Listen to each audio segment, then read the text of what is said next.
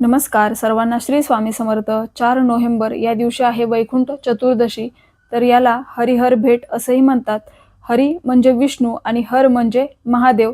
तर यांची या दिवशी गळाभेट झाली होती, त्यामुळे या दिवशी आपल्याला देवादिदेव महादेव आणि विष्णू यांची एकत्रित सेवा करायची आहे। ही सेवा स्त्री पुरुष कोणी करू शकतं। ज्यांना सूतक आहे त्यांना ही सेवा करता येणार नाही, आणि जर मासिक धर्म असेल तर इतर व्यक्तींकडून ही सेवा करून घ्यावी।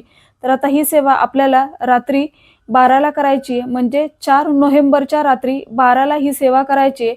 आपल्याला भगवान विष्णूंना बेलपत्र अर्पण करायचंय, आणि हे बेलपत्र अर्पण करताना आपल्याला महादेवांची शिवअष्टोत्तर नामावली म्हणत म्हणत बेलपत्र अर्पण करायचे। आता 1, 11, 21 जेवढे तुम्हाला बेलपत्र मिळतील तेवढे तुम्ही अर्पण करा। आता देवादिदेव महादेव यांना आपल्याला तुळशीपत्र अर्पण करायचे, आणि हे अर्पण करत असताना विष्णू अष्टोत्तर नामावली आपल्याला म्हणायची। बघा, ही सेवा किंवा ही संधी फक्त वर्षातून एकदाच येते, ती म्हणजे वैकुंठ चतुर्दशीच्या दिवशी।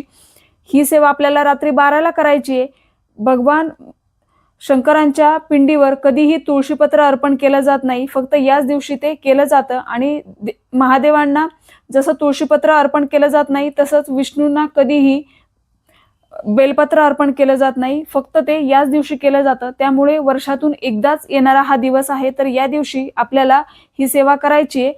आता ही सेवा तुम्ही रात्री 12ला करा, आणि ही सेवा झाल्यानंतर आपल्याला 1 वेळा किंवा 11 वेळा व्यंकटेश स्तोत्राचं पठण करायचे, 1 वेळा आपल्याला विष्णू सहस्रनामाचं पठण करायचे, श्री सूक्त म्हणायचे, पुरुष सूक्त म्हणायचे, कालभैरवाष्टक म्हणायचे।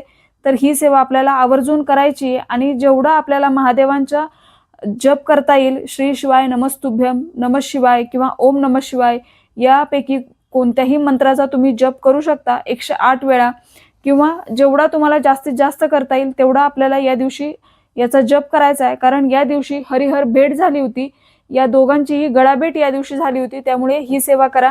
आता जर तुमच्याकडे बाळकृष्णांची मूर्ती नसेल तर रामांची मूर्ती असते, स्वामींची मूर्ती असते, किंवा विठ्ठलांची मूर्ती असते, यापैकी जी मूर्ती तुमच्याकडे असेल त्यावर तुम्ही ही सेवा करू शकता।